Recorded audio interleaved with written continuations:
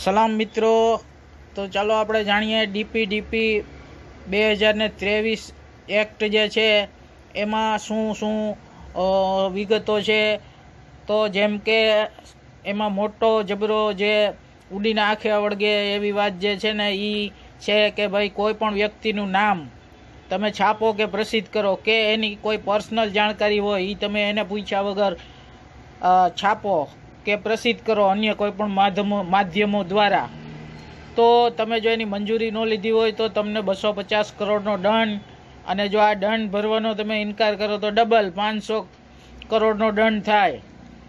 હવે આ નિયમ જો લાગુ થાય ને તો યુટ્યુબરો પણ મુશ્કેલીમાં મુકાઈ જાય। સોશિયલ મીડિયામાં રહેલા તમામ લોકો અને જેના ફોનમાં આવો ડેટા હોય ને એ લોકો પણ મુશ્કેલીમાં મુકાઈ શકે છે।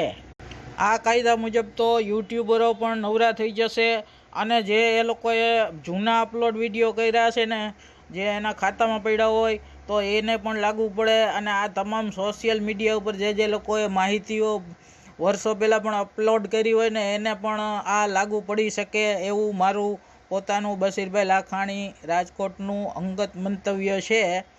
તેમ છતાં પણ તમે એની તપાસ કરી લેવી।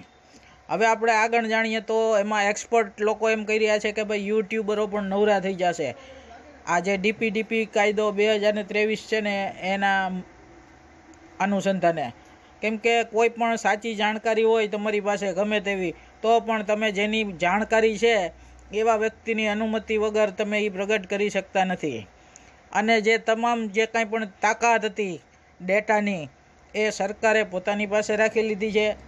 અને જે પત્રકારોથી લોકો ડરતા હોય છે, આરોપીઓ ડરતા હોય છે, ગુનેગારો ડરતા હોય છે, એ ગુનેગારોથી ને આરોપીથી ટૂંક જ સમયમાં હવે પત્રકારો ડરવા માંડે ને એવું થઈ જશે એવું જાણકાર લોકોનું માનવું છે। જેમ કે તમે જાણો છો કે મોટી મોટી કંપનીઓ પાસે આપણો ડેટા હોય છે, સોશિયલ મીડિયાની જે પ્લેટફોર્મ હોય એની પાસે પણ આપણો તમામ ડેટાઓ હોય છે, અને એ કાળક્રમે વેચાતો હોવાની ખબરો પણ આપણે અખબારોમાં વાંચીએ છીએ। જ્યારે સામાન્ય નાગરિક માટે તો મુશ્કેલી થશે આ કાયદો આવ્યા પછી, અને ખાસ કરીને પત્રકારો અને યુટ્યુબરોનું તો કામ ખતમ જ થઈ જવાનું છે એવું અત્યારથી લાગી રહ્યું છે।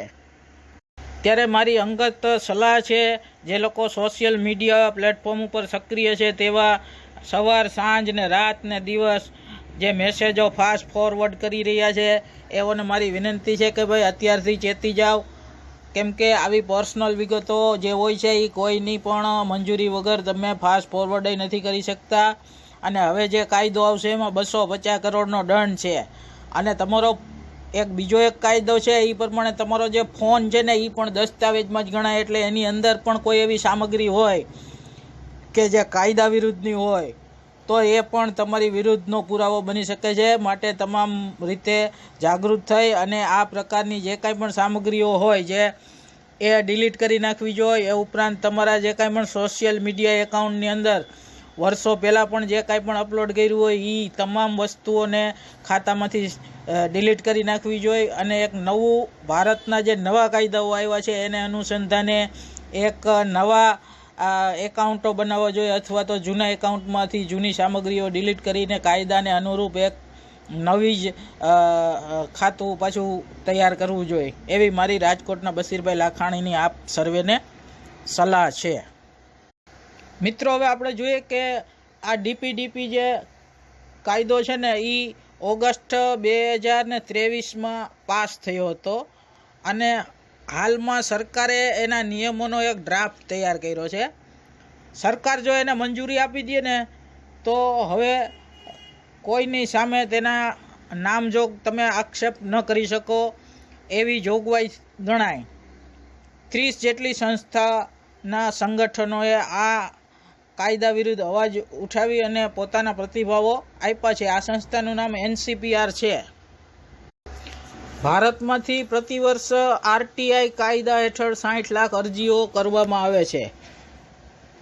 આ અરજીઓમાં જે સરકારના વિવિધ ડિપાર્ટમેન્ટમાં ખોટી રીતે જે કોઈ પણ કાર્યવાહી થઈ હોય ને એની જાણકારી RTI એક્ટિવિસ્ટો પ્રાપ્ત કરી શકતા હોય છે, પત્રકારો પ્રાપ્ત કરી શકતા હોય છે, અને તેમને જે લેખ લખતા હોય એમાં એમને મદદરૂપ થતી હોય છે આ સામગ્રી.